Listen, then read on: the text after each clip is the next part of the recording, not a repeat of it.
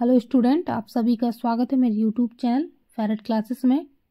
तो आज हम सभी बायोलॉजी का बहुत ही इम्पोर्टेंट चैप्टर कंप्लीट करने वाले हैं, जिसका नाम है ब्लड सर्कुलेटरी सिस्टम। इससे रिलेटेड 2 वीडियो कंप्लीट हो चुके हैं, जैसे कि ब्लड और ब्लड ग्रुप्स। ओके, जिन बच्चों ने वो वीडियोस नहीं देखे हैं, आप प्लेलिस्ट से जाके वो वीडियोस देख सकते हैं।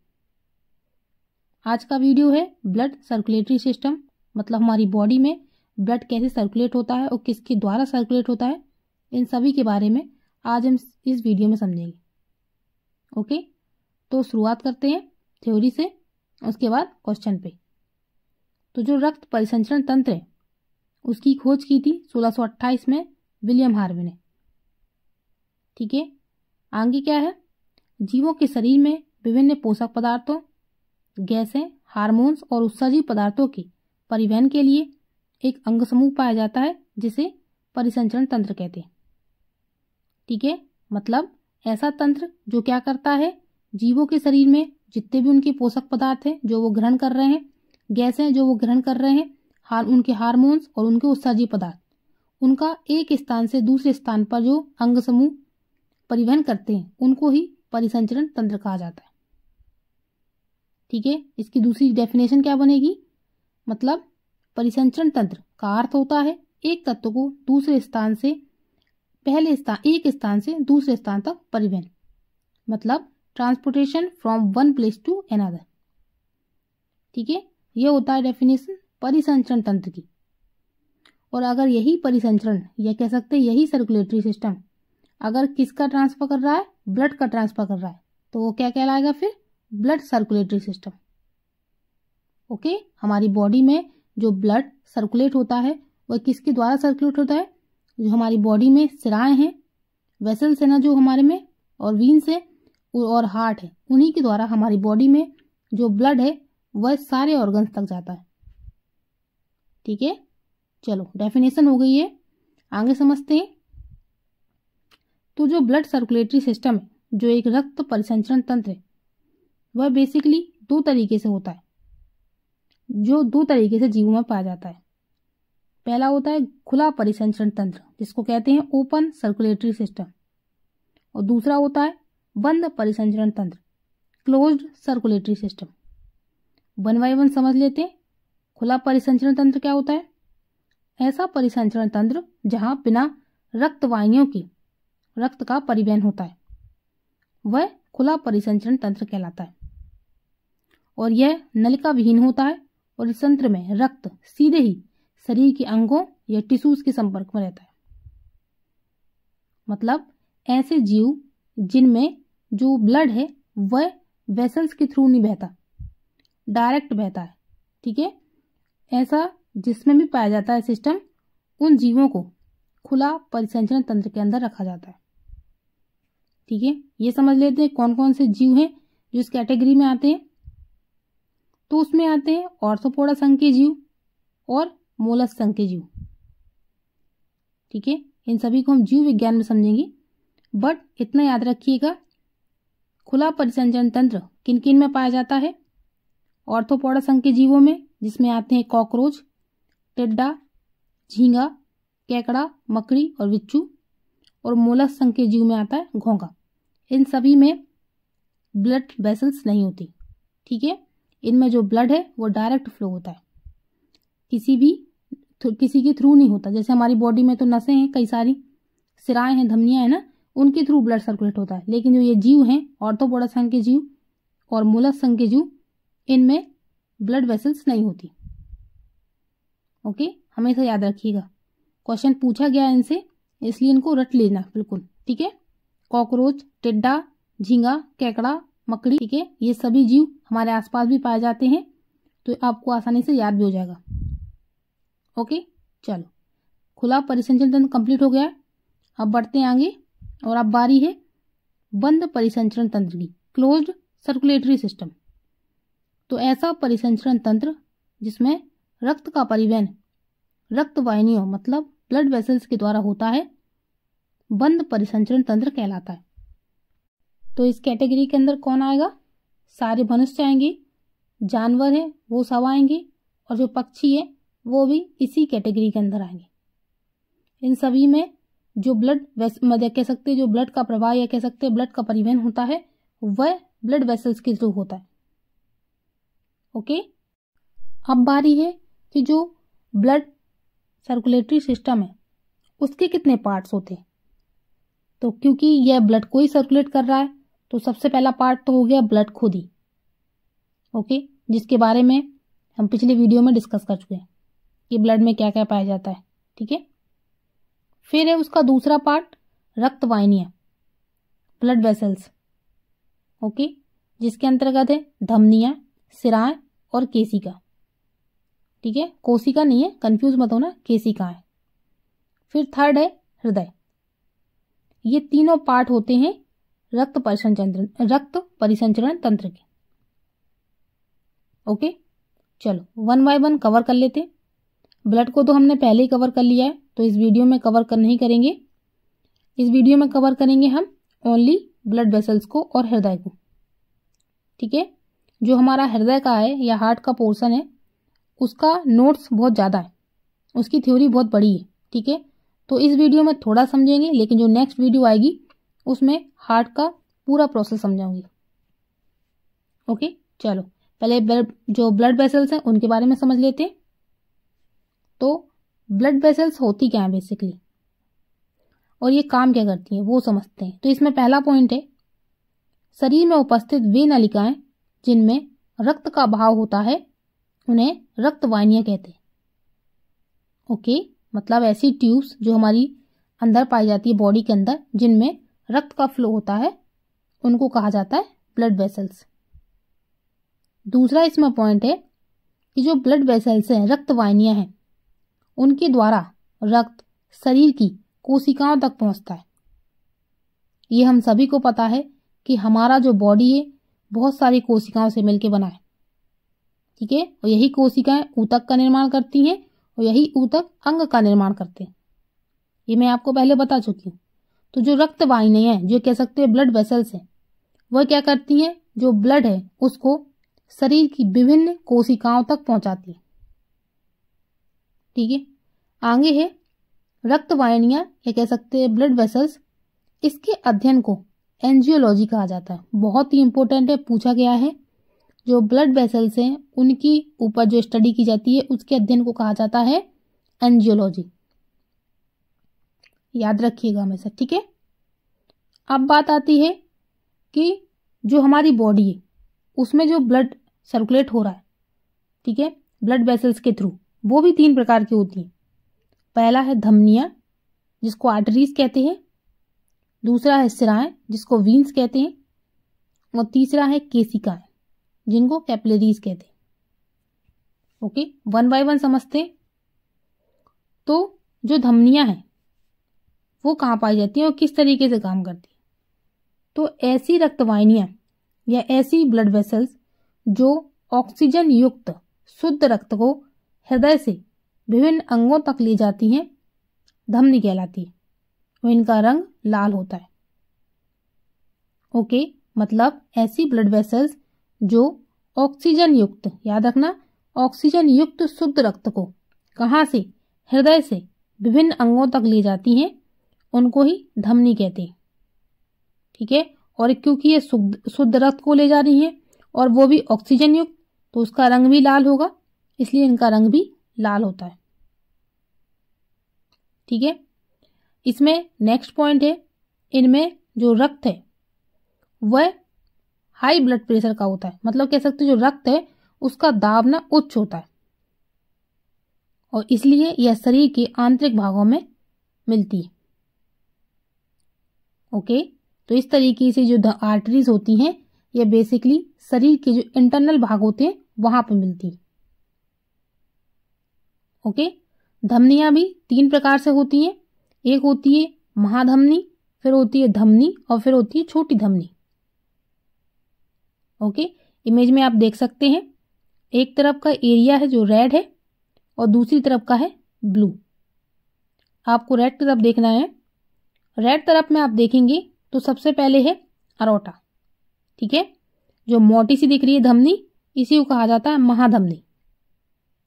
ओके, क्योंकि इसका साइज भी बड़ा है, व्यास बड़ा है, तो ये हो गई धमनियों में सबसे बड़ी धमनी महाधमनी, उसके बाद आर्टरीज है, ठीक है, छोटी छोटी धमनियां हो गई, और उसके बाद छोटी धमनी, ठीक है। इतना समझ आ गया। तो धमनियां क्या होती है, बेसिकली ये ऑक्सीजन युक्त शुद्ध रक्त को हृदय के विभिन्न अंगों तक लेकर जाती है, ठीक है, और इनका रंग लाल होता है। अब दूसरा है, इसी में एक धमनी होती है फुफ्फुस धमनी, जी को, ठीक है, जो फेफड़ों की धमनी को बोलते हैं, इसका नाम है फुफ्फुस धमनी, ठीक है। इसका नाम है पल्मोनरी आर्टरी। तो ये कहाँ पाई जाती है, इसका काम क्या है? यह धमनियों का अपवाद होती है, क्योंकि इसमें Cu2 युक्त अशुद्ध रक्त प्रभावित होता है। ओके, आप यहाँ कंफ्यूज हो गए होंगे, क्योंकि अभी आपने पढ़ा कि जो धमनियां होती हैं उसमें शुद्ध रक्त होता है जिसका रंग लाल होता है, बट यहाँ कंफ्यूजन हो गई कि जो फुफ्फुस धमनी है ये तो अशुद्ध रक्त को ले जा रही है। हाँ, तो ये बेसिकली अपवाद है। जैसे आप 5 भाइयों में एक चौथा भाई जिसकी गवर्नमेंट सर्विस ना लगे, तो क्या कहा जाता है, 4 की तो जॉब लग गई है गवर्नमेंट में, बट जो एक है वह हमारे घर में अपवाद है। तो उसी तरीके से सारी धमनियों में जो फुफ्फुस धमनी होती है ना, वह एक अपवाद है। वही एक अकेली है जो Cu2 युक्त अशुद्ध रक्त प्रभावित करती है, और यह हृदय से अशुद्ध रक्त को फेफड़ों तक ले जाती है, ठीक है। यह Cu2 युक्त अशुद्ध रक्त प्रभावित करती है और हृदय से अशुद्ध रक्त को फेफड़ों तक ले जाती है। तो आपसे अगर क्वेश्चन पूछे कि कौन सी धमनी Cu2 युक्त अशुद्ध रक्त प्रभावित करती है, तो आपका आंसर होना चाहिए फुफ्फुस धमनी। नेक्स्ट है महाधमनी। यह शरीर की सबसे बड़ी धमनी होती है, जो कि हृदय से शुद्ध रक्त को संपूर्ण शरीर में छोटी छोटी धमनियों के माध्यम से पहुंचाती है, ठीक है। जैसा कि आप इमेज में देख सकते हैं, यह एक मोटी धमनी है, कह सकते हैं महाधमनी है, जो बाद में छोटी छोटी धमनियों में विभाजित हो गई है। तो इसका यही काम है, ये क्या करती है, हृदय से शुद्ध रक्त को संपूर्ण शरीर में छोटी छोटी धमनियों के माध्यम से पहुंचाती है, इसको रक्त को। ओके, आगे है दूसरा, इसमें सिराएं, वीन्स। तो ऐसी रक्तवाहिनियां जो शरीर के विभिन्न अंगों से कार्बन डाइऑक्साइड युक्त अशुद्ध रक्त को हृदय तक ले जाती हैं, सिराएं कहलाती हैं, ठीक है। मतलब ऐसी ब्लड वेसल्स जो क्या करती हैं, शरीर के विभिन्न अंगों से कार्बन डाइऑक्साइड युक्त अशुद्ध रक्त को हृदय तक ले जाती हैं, सिराएं कहलाती हैं, ठीक है। जो धमनियां थी वो क्या कर रही थी, शुद्ध रक्त को पूरे शरीर में ले जा रही थी, लेकिन जो सिराएं हैं वह अशुद्ध रक्त को हार्ट में ले जा रही, क्योंकि ये कार्बन डाइऑक्साइड युक्त रक्त को ले जा रही हैं, तो इनका कलर क्या होगा, नीला होता है, ठीक है। आप अपनी कलाई में देख सकते हैं, हमेशा जो दिखती है ना नीले कलर में, उनको ही वीन्स कहा जाता है, सिराएं होती है। इनमें रक्त का प्रवाह धीमा होता है। ओके, अभी हमने पढ़ा था जो धमनियां होती हैं उनमें रक्त का प्रवाह बहुत तेजी से होता है, ठीक है। और यह क्योंकि उसमें तेजी से होता है तो वह इंटरनल भागों में पाई जाती है, लेकिन जो सिराएं होती है ना, इसमें जो ब्लड का फ्लो होता है ना, वह बहुत धीरे होता है। नेक्स्ट पॉइंट है, इसमें इनमें कपाट पाए जाते हैं। कपाट मतलब वॉल पाए जाते हैं, मतलब एक तरीके से दरवाजा। अगर आप कभी मेट्रो स्टेशन पर गए होंगे तो वहां पे आपने गेट देखोगे छोटे छोटे, जो एक पास से खुलते हैं, ठीक है। तो वैसे ही हमारे अंदर वीन्स पाई जाती हैं और उनमें कपाट पाए जाते हैं। क्यों पाए जाते हैं, क्योंकि इनमें स्लो रक्त बहता है ना, तो कहीं वो रक्त पलट के पीछे ना आ जाए, इसलिए उसमें दरवाजे लगे होते हैं, ठीक है। इमेज में आप देख सकते हैं इस तरीके से दरवाजे लगे होते हैं। ओके, तो ये हो गई सिराएं, जो क्या करती हैं, कार्बन डाइऑक्साइड युक्त अशुद्ध रक्त को हृदय तक लाती हैं, ठीक है। चलो नेक्स्ट है इसमें फुफ्फुसीय सिरा, ठीक है। तो मतलब जो सिराएं हैं उसमें भी एक अपवाद है। सिराओं का अपवाद होती हैं, ठीक है, क्योंकि इसमें ऑक्सीजन युक्त शुद्ध रक्त प्रवाहित होता है और यह फेफड़ों से शुद्ध रक्त को हृदय तक लाने का कार्य करती है। ठीक है, जैसे धमनियों में एक अपवाद था कि वह अशुद्ध रक्त को ला रही है फुफ्फुस धमनी, वैसे ही सिराओं में एक अपवाद है फुफ्फुसीय सिरा का, जो ऑक्सीजन युक्त शुद्ध रक्त प्रभावित करती है। ठीक है, सिंपल है, एक बार पढ़ेंगे समझ आ जाएगा। ठीक है, ये हो गया अपना धमनियां हो गई, सिराएं हो गई। अब बारी है केशिकाएं की। ठीक है, तो ये बहुत ही महीन रुधिर वाहिनियां होती हैं। ठीक है, मतलब कह सकते हैं जो धमनियां होती हैं और जो हमारी सिराएं होती हैं उससे भी महीन होती हैं केशिकाएं। क्या होती हैं? जो कि धमनियों की सिराओं से जोड़ती हैं। नेक्स्ट पॉइंट है इसमें, रक्त एवं ऊतकों में विभिन्न पदार्थों जैसे ऑक्सीजन, कार्बन डाइऑक्साइड आदि का विसरण द्वारा आदान प्रदान इन्हीं रुधिर कोशिकाओं के द्वारा होता है। ओके, इसको इमेज से समझते हैं। अभी हम सभी ने क्या पढ़ा? धमनियों के बारे में पढ़ा। ठीक है, आर्टरीज के बारे में पढ़ा। जो रेड कलर की हैं वो आर्टरीज है, जिसमें से जो ये मोटा हिस्सा दिख रहा है ये महाधमनी है। ठीक है, उसी तरीके से आप ब्लू साइड पर देखो तो ये हो गया एक, कह सकते हैं महासिरा। ठीक है, जिसमें अशुद्ध रक्त बह रहा है। ठीक है, लेकिन इसके बीच में जो आप ये जालीनुमा संरचना देख रहे हो यही है केशिकाएं, जो क्या कर रही हैं? दोनों के बीच में भोजन, ऑक्सीजन और कार्बन डाइऑक्साइड का आदान प्रदान कर रही हैं। ठीक है, एक तरीके से कनेक्टिविटी बनाए रखें किसके बीच में? यह धमनी और सिराओं के बीच में। ठीक है, तो ये हो गई केशिकाएं। और बेसिकली ये जो केशिकाएं हैं, ये जो ब्लड वेसल्स हैं हमारे स्किन पर होती हैं। तो कभी भी जैसे हमारी स्किन पे थोड़ा सा भी कट लगता है तो खून आ जाता है ना, तो क्योंकि ये बहुत पतली होती है ना, इसलिए बहुत थोड़ी सी कट में कट जाती है। ओके, तो ये तीनों पार्ट्स हो गए, धमनियां हो गई हैं, सिराएं हो गई हैं और केशिकाएं हो गई।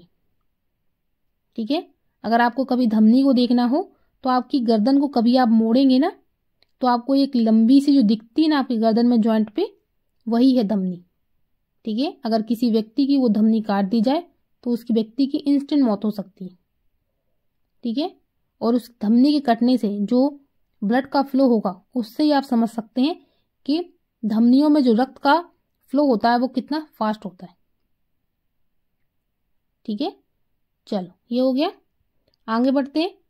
अब थोड़ा डिफरेंस समझ लेते हैं सिराओं में और धमनियों में। ठीक है, सिरा में पहला पॉइंट है कि ये अंगों ऊतकों से रक्त को हृदय की ओर ले जाती, और धमनी में क्या है? ये रक्त को हृदय से अंगों की ओर ले जाती। ओके, इतना समझना, जो अपना हार्ट है वह बेसिकली जो अशुद्ध रक्त होता है उसको शुद्ध रक्त में बदलता है। ठीक है, दूसरा है इसमें अशुद्ध रक्त होता है और इसमें है धमनियों में इसमें शुद्ध रक्त होता है। सिराओं में है इसका व्यास बड़ा होता है और धमनी में इसका व्यास कम होता है। ठीक है, यहां पर उसके आकार की बात हो रही है। चौथा पॉइंट है इनकी दीवार पतली व लोचदार होती है और इनकी दीवार मोटी, लचीली व पेशीय होती है। फिफ्थ पॉइंट है ये प्रायः अंगों से बाहर की ओर स्थित होती हैं और धमनी में है ये प्रायः अंगों में अंदर की ओर स्थित होती है। सिक्स्थ पॉइंट है ये नीले बैगनी रंग की होती हैं और धमनी में है ये लाल रंग की होती है। 7 पॉइंट है सिराओं में इनमें कपाट या वॉल्व पाए जाते हैं और धमनी में है इनमें कपाट या वॉल्व नहीं पाए जाते।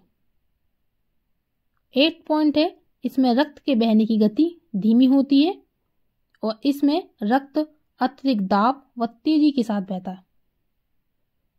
ठीक है, तो ये कुछ पॉइंट्स थे जो मैंने ऐड किए। चलो ये हो गया अपना। अब बारी है तीसरे पार्ट की, जो है हार्ट। पूरा डिटेल से इसकी प्रोसेस किस तरीके से यह ब्लड को सर्कुलेट करता है, नेक्स्ट वीडियो में समझेंगे। बस इस वीडियो में थोड़ा सा ओवरव्यू ले लेते हैं, बाकी आगे नेक्स्ट वीडियो में रहेगा, ठीक है, हार्ट के बारे में। तो जो हार्ट है वह क्या करता है, शरीर के सभी अंगों में जो ब्लड है उसको पंप करता है, ठीक है। अगर जो हमारा हार्ट है वह ब्लड को पंप कर रहा है तो क्या होगा, जो हमारी बॉडी में प्रत्येक कोशिका है उसको पोषक तत्व और ऑक्सीजन मिलेगा, ठीक है। और जो ये हार्ट है ये बेसिकली अवशिष्ट उत्पादों को भी हटाता है। तो हमारी बॉडी में कहाँ पर पाया जाता है, तो ये बेसिकली जो हमारा हार्ट है वह दोनों फेफड़ों के मध्य में स्थित होता है और थोड़ा सा बाएं तरफ झुका होता है।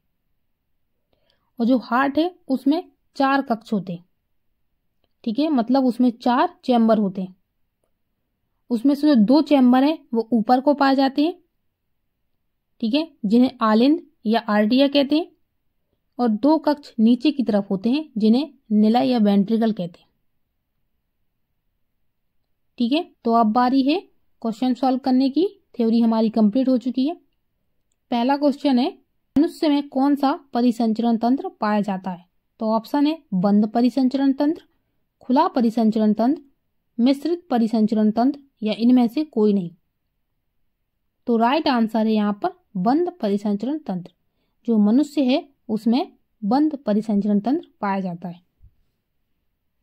नेक्स्ट है, खुला रक्त परिसंचरण तंत्र किसमें पाया जाता है। ऑप्शन है कीटों में, तितली में, कॉकरोच में या उपरोक्त सभी में। तो राइट आंसर है ऑप्शन डी, उपरोक्त सभी में। नेक्स्ट है, रक्त जो ब्लड है वो बनावट में किस तरह का होता है। तो ऑप्शन है गाढ़ा होता है, चिपचिपा होता है, लाल होता है या उपरोक्त सभी। तो राइट आंसर है उपरोक्त सभी। नेक्स्ट क्वेश्चन है, परिसंचरण तंत्र की खोज किसने की थी। ऑप्शन है William Addison, Karl Landsteiner, Leeuwenhoek या विलियम हार्वे। तो राइट आंसर है option D, William Harvey. Next है, परिसंचरण तंत्र के अध्ययन को क्या कहा जाता है। ऑप्शन है फिजियोलॉजी, सीरोलॉजी, एंजियोलॉजी या इनमें से कोई नहीं। तो राइट आंसर है एंजियोलॉजी। नेक्स्ट है, मानव शरीर का ऐसा अंग जहां रक्त नहीं होता है। तो ऑप्शन है कॉर्निया, यकृत, मस्तिष्क या लंग्स।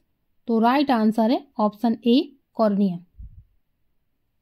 नेक्स्ट है, कौन सी रक्त वाहिका शरीर के विभिन्न भागों से हृदय तक रक्त को लाने का कार्य करती है। ठीक है, तो आपको बताना है हार्ट तक कौन रक्त लाता है। ठीक है, ऑप्शन है धमनी, महाधमनी, शिराएं या कोशिका।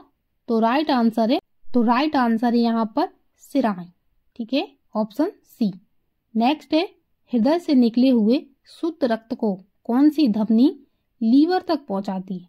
तो ऑप्शन है रीनल, हिपेटिक, कोरोनरी या कैपिलरी।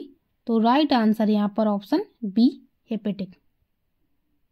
नेक्स्ट है, और धमनी को एक दूसरे से कौन जोड़ता है। तो ऑप्शन है रीनल, हिपेटिक, कोरोनरी या कैपिलरी। तो राइट आंसर है ऑप्शन डी, कैपिलरी।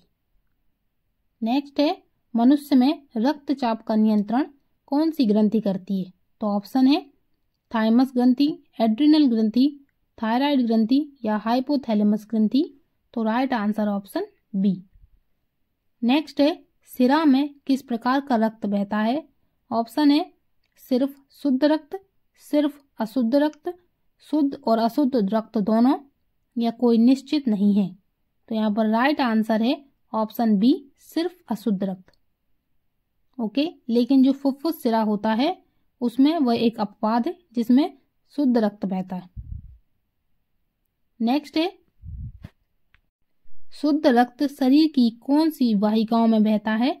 ऑप्शन है सिरा, महाधमनी, धमनी या इनमें से कोई नहीं। तो राइट आंसर है ऑप्शन सी, धमनियों में। ओके, नेक्स्ट है, फुफ्फुस धमनी शरीर के कौन से भाग में होती है। ऑप्शन है दाईं तरफ, बाईं तरफ, बीच में या इनमें से कोई नहीं। तो राइट आंसर है दाईं तरफ। ओके, तो इस तरीके से कुछ इंपॉर्टेंट क्वेश्चन थे जो मैंने ऐड किए थे। तो यहाँ पर वीडियो ख़त्म होता है। अगर बच्चों आपको वीडियो पसंद आए तो प्लीज़ वीडियो को लाइक और चैनल को सब्सक्राइब करना। ओके बच्चों।